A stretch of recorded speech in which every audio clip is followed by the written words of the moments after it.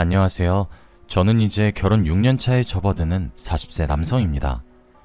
오늘 인간이기를 포기한 짐승 같은 놈을 여러분들에게 고발하고자 이렇게 글을 올립니다.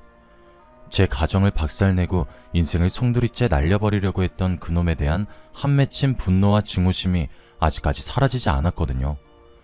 모든 것의 시작은 7년 전 아내를 처음 만난 날대로 거슬러 올라갑니다. 그때 저는 유명한 남성 의류 브랜드의 매장 관리직으로 일하고 있었습니다. 원래는 대학에서 신문방송학을 전공했고 기자가 되려고 했는데요. 대학 다닐 때 아는 선배의 부탁으로 홈쇼핑 방송을 하는 채널에서 하던 진행보조 알바 때문에 꿈을 꾸게 되었습니다. 성호야, 내가 보니까 홈쇼핑 진행 쪽에 재능이 있는 것 같다. 기자 되는 것보다는 홈쇼핑 상품 기획자로 진로를 바꿔봐라. 선배 말대로 홈쇼핑 일이 꽤 재밌게 느껴졌습니다. 특히 잘 팔릴 만한 상품을 골라서 구성하는 게 재미있었거든요. 그래서 선배의 권유대로 상품 기획에 대한 공부를 시작했고 졸업 후에 알바를 했던 홈쇼핑 채널에서 입사해서 기획자로 일하게 되었습니다. 주로 남성 정장과 스포츠 의류를 파는 방송을 하게 되어서 의류 브랜드 관계자들과 친분을 갖게 되었습니다. 하지만 관계자들과 친해지고 그 바닥에 오래 붙게 되는 만큼 실적에 대한 압박이 커지기 시작했습니다. 방송을 하면서 실시간으로 올라오는 주문 상황을 볼 때마다 피가 마르는 심정이었죠. 기대에 못 미치는 실적이 나오는 날이면 데스크에 불려가서 질릴 때까지 혼이 나곤 했습니다. 야, 김PD, 이번 구성 초대박이라고 큰소리 치더니 완전 쪽박이잖아. 이따위로 상품 구성할 거면 사표 쓰고 나가! 새로운 기획을 내놔야 할 때마다 며칠씩 잠도 못 자고 머리를 쥐어짜야 했습니다. 적당한 일자리만 있다면 당장 그만두고 싶은 마음이 굴뚝 같았죠. 그러던 차에 좋은 기회가 찾아왔습니다. 여름 휴가철을 앞두고 제가 기획한 스포츠 의류 세트가 그야말로 초대박 히트를 친 것입니다. 그날 저는 브랜드 회사 간부들과 회식을 하게 되었죠. 그때 담당 부장과 여러 가지 이야기를 하다가 부장님이 제 고등학교 선배란 사실을 알게 되었습니다. 뭐? 땡땡학교 나왔다고? 야, 반갑다. 네가 땡땡학교 나올 줄은 몰랐네. 저랑 같은 학교였을 줄이야. 앞으로 잘 부탁드립니다, 선배님. 선배님은 무슨. 너 혹시 내 밑으로 와서 일할 생각 없냐? 부장이 백화점 매장들을 관리할 매니저가 필요하다면서 자기 밑으로 들어오라고 하더군요. 그 자리에서 조건을 들어보니 지금 일하는 데보다 훨씬 좋아 보였습니다. 그렇지 않아도 지쳐서 그만두고 싶었는데 이게 웬 떡이냐 하는 생각에 냉큼 제안을 받아들였죠. 다음 달부터 직장을 옮겨서 일을 하게 되었습니다. 매장을 관리하는 일은 크게 어려운 일이 없었어요. 무엇보다 실적에 대한 부담감이 별로 없었습니다. 홀가분한 마음으로 일하는 사이 또 2년이 지났고 여러 백화점에 입주해 있는 의류 매장 직원들과 가족처럼 지내게 되었는데요. 의류 매장 여직원들 중 몇 명하고 썸을 타기도 했습니다. 그런데 크게 발전하지 못하고 썸이 깨지는 일이 빈번했죠. 하루는 제가 관리하는 매장 중 한 곳을 찾아갔는데 낯선 여직원이 보였습니다. 새로 오신 분이냐고 물으니까 안면이 있던 직원이 신입 여직원이라고 소개를 해주었습니다. 여직원이 이름을 말해주면서 꾸벅 인사를 건네더라고요. 안녕하세요. 오늘부터 이 매장에서 일하게 된 한정혜라고 합니다. 부족하지만 열심히 하겠습니다. 잘 부탁드려요. 그 뒤로 정혜씨와 친해지게 되었죠. 제가 매장에 나가면 언제나 환하게 웃으면서 인사를 건네주었고 커피나 음료수를 가져와서 절 챙겨주기도 하였습니다. 정혜씨는 웃을 때 볼에 패이는 보조개가 아주 매력적이었죠. 게다가 저한테 호감이 있는지 몇 달이 지나도 제게만 잘해주는 게 눈에 보였습니다. 정혜씨가 나를 짝사랑하는 게 아닐까 고민하고 있을 무렵 다른 직원들이 이상한 말을 해주었습니다. 김대리님, 정혜는 원래 다 잘해줘요. 원래 성격이 착해서 여직원들한테도 그렇게 챙겨주더라고요. 그러니까 괜히 김칫국부터 마시지 말고 정신 차리세요. 이 말을 듣고 제가 오해한 거였단 생각이 들었지만 상관없었어요. 제가 호감이 생겼으니 일단 대시를 해봐야 한다고 생각했죠. 사귀자는 말을 하는 것도 아니고 일단 밥 한 끼, 커피 한 잔, 영화 한번 보자는 거니까요. 그래서 정혜씨가 일하는 곳으로 가서 데이트하자고 해봤습니다. 정혜씨, 영화 시사회 티켓이 생겨서 그런데 주말에 시간 괜찮으세요? 영화 티켓이요? 무슨 영화인데요? 배우 정성 나오는 거 아세요? 그 영화인데. 너무 좋아요. 저 그 배우 엄청 좋아해요. 그 영화만 본 게 아니었어요.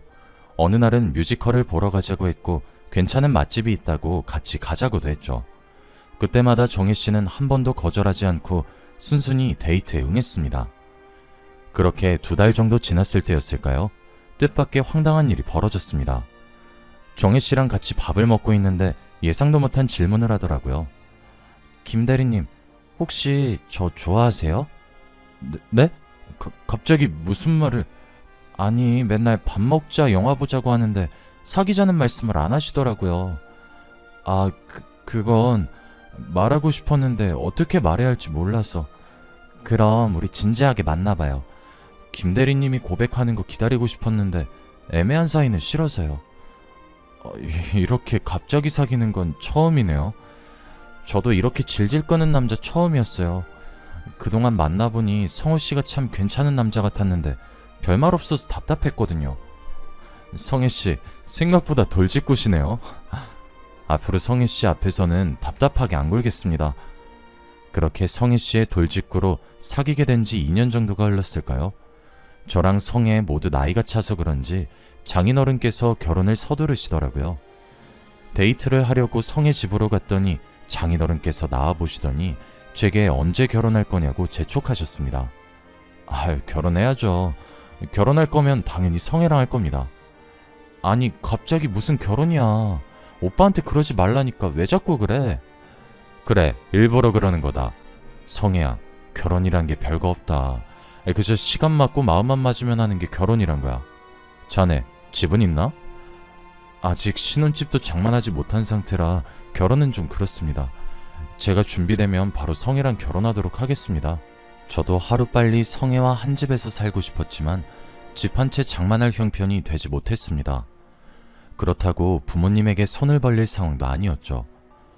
엄마가 몸이 아파서 병원에 계셨고 장사를 하시는 아버지 수입의 절반 정도가 엄마 병원비로 들어가는 형편이었습니다. 성혜가 결혼 이야기 그만하라고 장인어른을 집으로 끌고 가려고 해도 고집이 있으셨습니다. 준비가 되면 결혼하겠다는 말에 장인어른께서 물으셨죠. 만약 대출로 집을 사게 된다면 자네가 얼마나 감당할 수 있나? 글쎄요, 한 7천 정도 될 것 같습니다. 그러면 나머진 내가 보태줄 테니 아파트 하나 장만해라. 장인어른의 파격적인 제안에 진짜로 결혼해야 하나 싶었습니다. 그런데 정신 차리고 보니 경매로 나온 아파트들을 보고 있더군요. 그 중에서 3억짜리 아파트를 구매하게 되었습니다. 당연히 장인어른의 도움으로 산 것이니 명의는 장인어른 앞으로 해드렸죠. 그렇게 저희가 결혼을 하게 되고 꿈에 그리던 신혼생활도 시작하게 되었습니다. 아내와 결혼을 하고 보름 정도 지났을 때였을까요? 아내가 수상했습니다. 밤늦은 시간인데 전화가 걸려왔고 그때마다 아내가 제 눈치를 보면서 전화를 받았습니다. 어떨 때는 저 몰래 나가서 전화를 받는 날도 있었습니다. 아내에게 누구냐고 물어보면 결혼 전에 대출받은 것 때문에 온 독촉 전화라고 하더군요. 그래서 제가 버럭 화를 내며 말하였습니다. 뭐? 아무리 채무자라도 자정이 넘은 새벽에 독촉 전화하는 건 엄연한 불법이야. 당장 신고해. 아니, 난 그렇게는 못해. 사금융에서 돈을 빌렸거든. 사금융? 당신 사채 썼단 말이야? 그럴 사정이 있어서 500 정도 빌렸어. 별거 아니야. 아직 갚을 때가 안 됐는데 자꾸 독촉을 하네. 다음 달에 갚아버리면 끝나. 아내는 사채가 조금 있지만 자기가 알아서 해결할 테니 걱정하지 말라고 했습니다. 그 뒤로 아내가 도대체 무슨 짓을 저지르고 있나 지켜보게 되었죠. 제 예상대로 아내의 이상한 행동이 계속되고 있었습니다. 어느 날 집에 와보니 현관에 보조키가 2개나 더 달려있더군요. 복도로 통하는 창문에는 쇠창살까지 설치되어 있어 아내에게 이게 도대체 뭔지 물어봤습니다. 여보, 도대체 이게 다 뭐야? 보조키는 왜 달았고 쇠창살은 왜 단 건데? 도둑이라도 들었어? 경비 아저씨가 그러는데 바로 옆동에 강도가 들었대. 나 혼자 집에 있으려니까 무서워서 설치한 거야. 그렇구나. 집에 들어오는데 깜짝 놀랐잖아. 다음엔 말하고 달아. 이런 건 상의하고 해야지. 당신만 사는 집 아니잖아. 제가 이렇게 말하긴 했지만 옆동에 강도가 들었다니 걱정이 되긴 했습니다. 아내가 결혼한 후로 매장을 그만뒀거든요. 혼자 있으면 당연히 무서울 거라고 생각했습니다. 한편으론 상의도 하지 않고 멋대로 보조키와 새창살을 단 아내에게 서운했는데요. 저는 은근히 맞벌이를 바랬는데 아내가 저한테 말도 안 하고 사직서를 냈거든요. 제가 왜 말도 안 하고 그만뒀냐고 물어보니까 결혼 전부터 전업주부를 원했다고 합니다. 서운하다고 말해봤자 듣지도 않는 것 같았죠. 사직 처리된 거 미룰 수도 없으니 더 이상 싸우지 않으려고 그 이야기를 꺼내지 않았습니다. 그런데 시간이 지날수록 아내가 지나치단 생각이 들더군요. 문단 속에 유독 예민해져서는 저하고 싸우는 일이 잦았습니다. 그날은 아내가 씻는 사이에 배달 음식을 시킨 날이었습니다. 너무 배가 고파 말도 안 하고 시킨 것인데 아내가 초인종 소리를 듣고 놀라 저한테 소리를 지르는 거 있죠. 당신 뭐야? 배달시킬 거면서 왜 말도 안 해? 아니, 당신 씻고 있었잖아. 당신 찜닭 좋아해서 일부러 이거 시켰는데 왜 그래? 사람이 배가 많이 고프면 말도 안 하고 시킬 수도 있는 거 아니야? 내가 뭐 말도 안 하고 배달시키니까 그렇지. 이상한 사람이 초인종 누른 줄 알았잖아. 앞으로 나한테 말하고 배달시켜? 이상한 사람이 초인종 누를 일이 뭐가 있어. 그리고 당신은 나한테 말하고 행동한 적 있어? 나한테 말도 안 하고 이 보조키랑 이 새창살이랑 단 건 뭔데? 아, 정말 그만 좀 해. 왜 나한테만 이러는 건데? 저도 그동안 쌓인 서운함을 폭발시킨 것도 있었지만 아내가 유독 예민하게 반응해서 놀랐습니다. 연애 시절 보던 아내의 모습이 아니었죠. 자기 전에 문이 제대로 잠겼는지 몇 번이나 강박적으로 확인하더니 이번에는 약을 먹는 모습을 보여주었습니다. 아내는 두통약이라고 둘러대길래 약통에 적힌 라벨을 기억해두고 인터넷에 검색해보았죠. 아내가 먹고 있는 약은 두통약이 아니라 신경안정제였습니다. 그것도 신경정신과 전문의 처방 없이는 살 수 없는 정신과 약이었죠. 그래서 제가 왜 숨기고 있었냐고 물으니 아내가 오히려 화를 냈습니다. 내가 정신과 상담받고 있는지 어떻게 알았어? 설마 내 가방 뒤져본 거야? 걱정되니까 그렇지. 두통약이라고 하길래 무슨 약인지 검색만 해본 거야. 당신 가방 뒤져본 적 없어. 그걸 왜 검색해보는데? 별거 아니라고 몇 번을 말해. 당신이 신경 안 쓰는 게 도와주는 거야. 그러니까 나한테 신경 꺼. 마누라가 정신과 약 먹고 있는데 어떻게 신경을 안 써? 밤마다 잠도 못 자고 머리 싸매고 있으면서 왜 말을 안 해주냐고. 그냥 머리가 아파서 먹는 약이라고 했잖아. 왜 소리를 질러? 당신 나한테 뭐 숨기는 거 있지? 뭘 숨겨? 그런 거 없어. 그러니까 제발 귀찮게 하지 말라고. 아내는 제가 캐내면 캐낼수록 그런 거 아니다, 신경 쓰지 말라는 말만 되풀이했습니다. 결혼 전에는 아니랬는데 같이 살면 살수록 아내를 믿을 수 없게 되더군요. 그런데 얼마 후에 아내의 휴대폰에서 뜻밖의 문자를 보게 되었습니다. 알림이 떠서 얼른 쳐다보았더니 남자가 보낸 게 분명해 보였죠. 너를 잊지 못하겠다고 하고 괜히 헤어졌다고 하는 걸 보니 저 몰래 바람을 핀 것 같았습니다. 여보, 이 자식 누구야? 이놈하고 무슨 관계인데 이런 문자를 주고받는 거야? 왜 남의 휴대폰을 몰래 훔쳐봐? 당신 지금 남이라고 했어? 내가 왜 남인데? 이럴 거면 나랑 왜 결혼했어? 아무리 부부 사이라도 사생활은 있어. 내 폰 이리 내놔. 허락 없이 훔쳐본 건 미안한데 폰은 못 돌려주겠는데? 솔직하게 고백하면 돌려줄게. 괜히 헤어졌단 문자는 뭔데? 그냥 예전에 알던 오빠인데 자꾸 연락하면서 귀찮게 하네. 별거 아니야. 됐지? 당신 이 자식이랑 바람 피는 거야? 뭐? 바람? 내가 미쳤어? 절대 아니야. 그런데 그냥 하던 오빠랑 이런 문자를 주고받는다고? 말도 안 되는 소리 하지 마. 당신 의처증 있어? 맨날 나보고 병원 가보자고 하더니 정신과 상담 받아야 될 사람은 당신이네. 그렇게 내가 의심스러우면 헤어져. 제가 불륜을 의심하자 아내는 길길이 날뛰면서 이혼하잔 말을 했습니다. 저희들은 그날 심하게 말다툼을 했고 서로에게 남아있던 애정마저 사라지고 말았죠. 결혼한 지 겨우 2달 된 신혼인데도 각방을 쓰게 되었고 서로 대화도 하지 않게 되었습니다. 그리고 며칠 후에 엄청난 사건이 터지고 말았습니다. 아내가 감쪽같이 사라졌는데요. 짐을 챙겨서 집을 나간 게 아니라 말 그대로 하루아침에 사라진 것입니다. 아내의 노트북도 집에 그대로 있고 옷이나 신발까지 모두 다 그대로 있었거든요. 전화를 해봐도 휴대폰은 계속 꺼져 있었고 문자를 해도 답이 없었습니다. 그래서 장인어른을 찾아가서 아내가 없어졌단 말을 전해드렸습니다. 정혜가 없어지다니 그게 무슨 말인가? 저도 어떻게 된 영문인지 모르겠어요. 퇴근하고 집에 와보니 짐은 그대로 두고 몸만 사라졌어요. 벌써 이틀이나 지났습니다. 혹시 장인어른께서 알고 계신 게 있나 해서요. 세상에 어떻게 이런 일이... 장인어른도 아내가 사라진 줄 모르고 있었나 봅니다. 깜짝 놀라서 어찌할 바를 모르고 허둥거리시는 게 보여서 경찰에 신고하기로 마음먹었죠. 장인어른께서도 모르신다니 우선 경찰에 실종 신고를 해봐야겠네요. 김서방, 며칠만 더 기다려봐. 정혜가 절대 가출을 할 애가 아니란 거 자네도 알지 않나? 분명히 말 못할 사정이 있을 거야. 며칠 내로 연락이 올 테니까 조금만 기다려보자고. 딸이 사라졌는데 신고를 하지 말아달라니 무언가 이상해 보였습니다. 이렇게 갑자기 사라진 거면 범죄에 연루됐을 가능성이 크니까요. 그래서 일단은 장인어른을 지켜보면서 며칠을 더 기다려보기로 했습니다. 제 예상대로 장인어른을 만나뵐 때마다 저와 눈도 마주치지 못하고 시선을 피하더군요. 도대체 뭐를 숨기고 있길래 이러는 걸까 많은 상상을 해보았습니다. 그렇게 사흘이 지났지만 아내의 연락은 오지 않았습니다. 이제 가만히 앉아서 기다릴 순 없어서 아내의 지인들을 수소문해서 행방을 찾아보기로 했죠. 이 방법도 소용이 없으면 장인어른에게 신고하겠다는 통보를 하고 바로 경찰서로 가보려고 했습니다.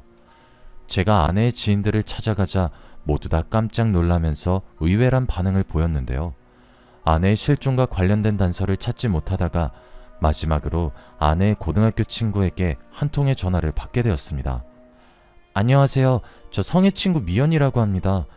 친구들이 성혜가 갑자기 실종됐다고 하던데 그게 사실인가요? 네, 맞아요. 갑자기 사라졌습니다. 저기, 그럼 오늘 시간 되면 만날 수 있을까요? 제가 드릴 말씀이 있어요. 저는 아내 친구분이 일하는 곳 근처로 가서 그 친구분을 만나보았습니다. 말없이 카페에 앉아있던 친구분이 10분 정도가 흐르고 나서야 충격적인 말을 꺼내더군요.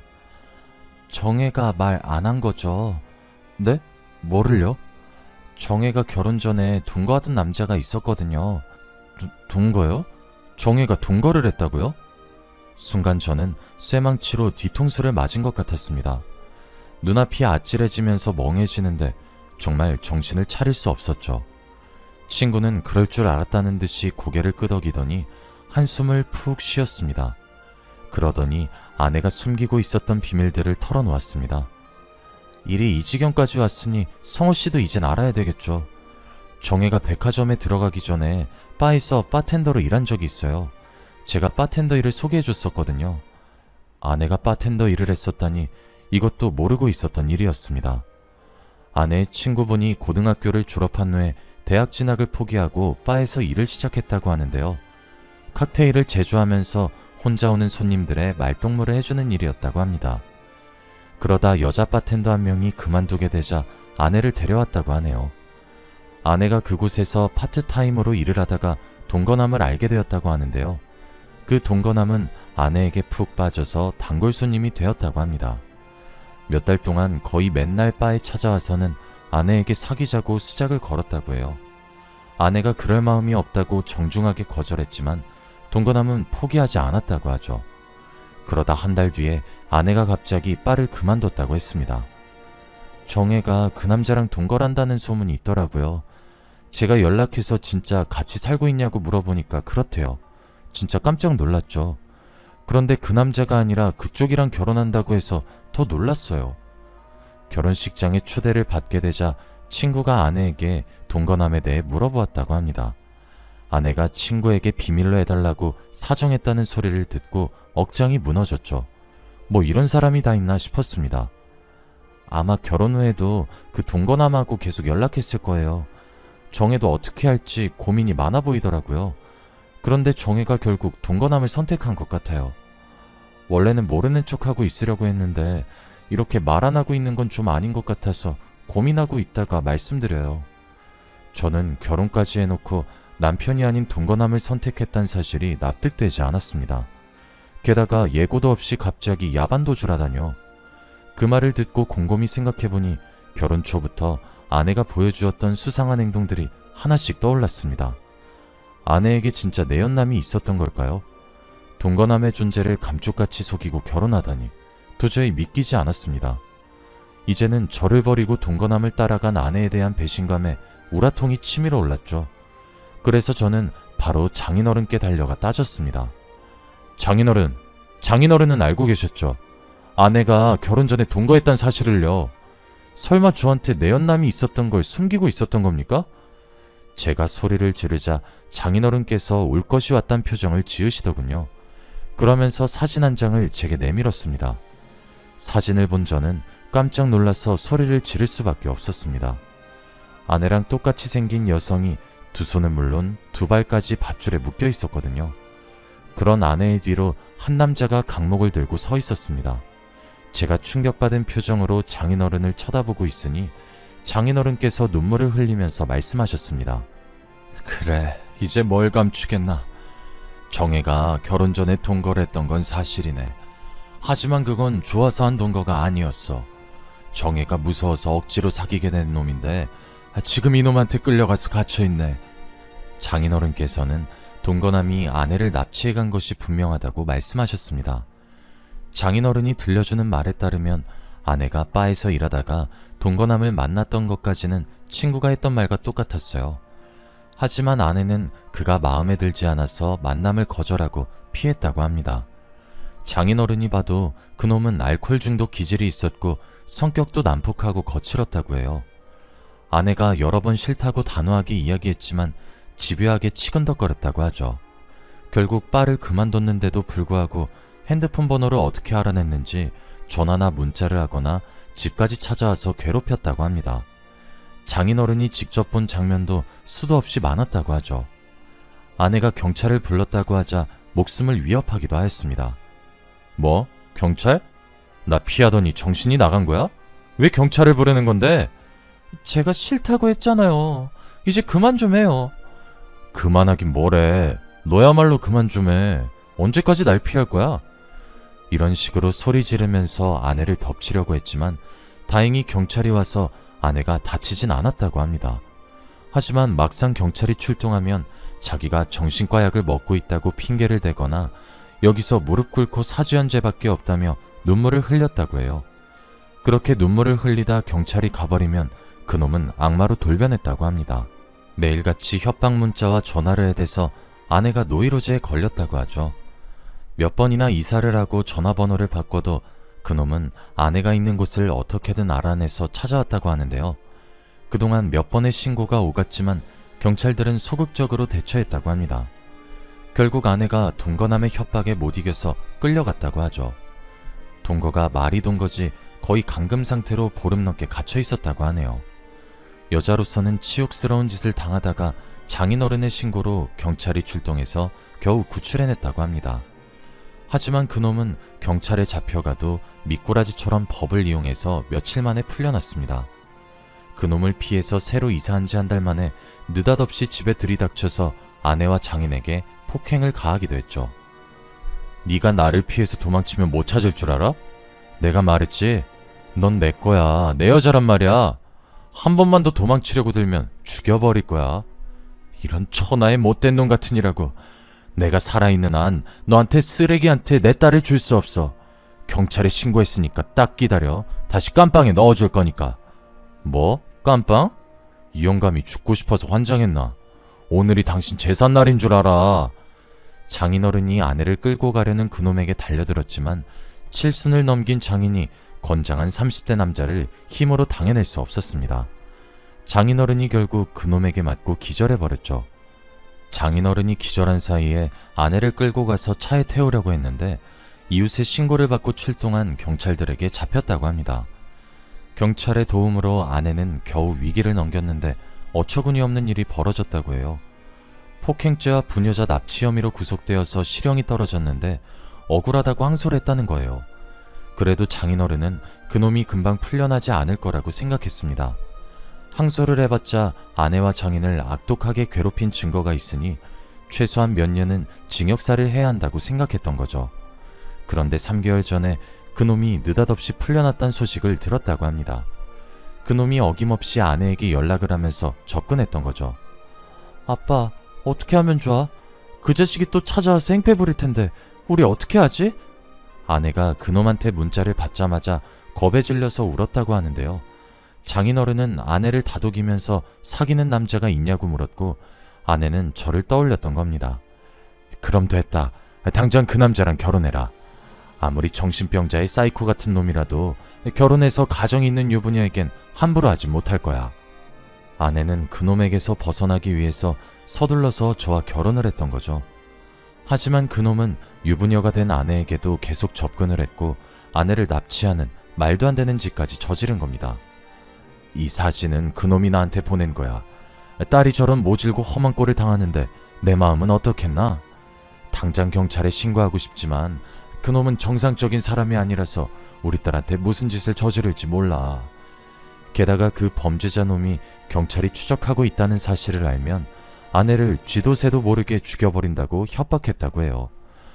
그렇다고 넋놓고 앉아있을 순 없잖아요. 경찰의 도움을 받아야 해요. 신고 안 하면 안 사람이 어디 있는지도 알 수 없습니다.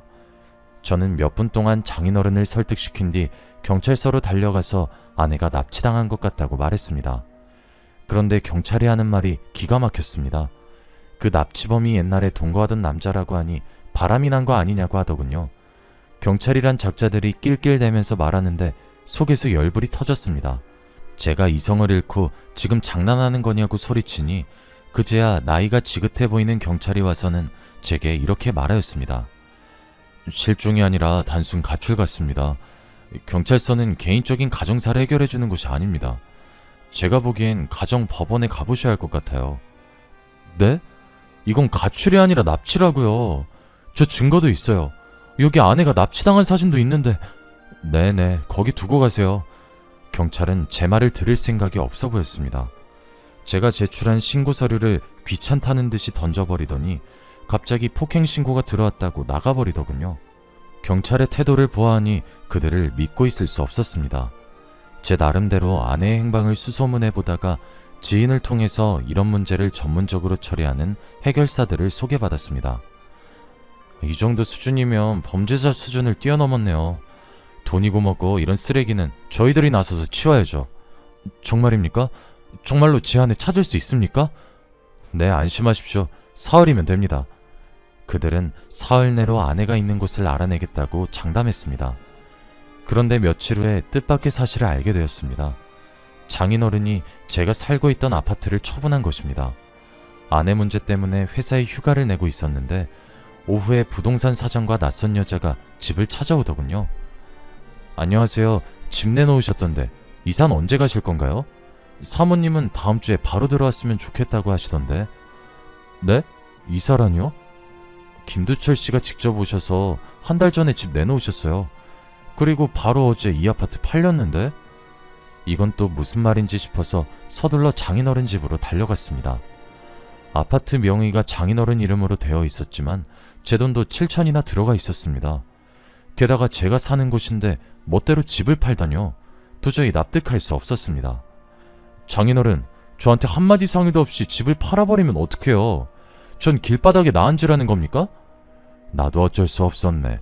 자네는 능력이 있으니 사는 곳쯤은 다시 구할 수 있는 거 아닌가? 그놈이 3억을 주면 정해를 풀어주고 다시는 행패 부리지 않겠다고 각설 쓰겠다고 하는 바람에 급하게 집을 내놓은 거네. 경찰도 신경을 안 쓰는데 돈으로 해결해야지. 별다른 방법이 있겠나. 장인어른께서 내일 그놈이 알려준 지하철 보관함에 3억을 갖다 놓기로 했다고 하더군요. 그놈이라면 4억을 받아놓고 아내를 돌려주지 않을 가능성이 컸습니다. 그리고 아내가 육체적 정신적인 고통을 당한 것도 억울하고 분한데 돈까지 갖다 바치니 도저히 받아들일 수 없었죠.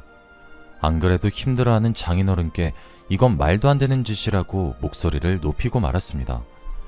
장인어른은 억울하지도 않으세요?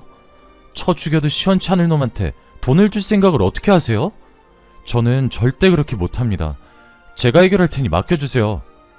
내가 오죽하면 이러겠나. 오죽하면. 장인어른이 제 말을 듣고 너무 서럽게 우시더라고요. 저는 잠도 못 자고 해결사들 연락만 기다렸습니다.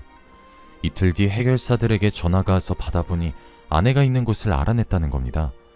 경기도의 한적한 시골에 있는 버려진 비닐하우스에 있다는 소식에 얼른 차를 몰고 달려갔습니다. 그리고 몰래 숨어있던 해결사와 함께 안으로 들어갔죠. 한 달 넘게 악마 같은 놈한테 잡혀 있었던 아내는 처참한 몰골을 하고 있었습니다.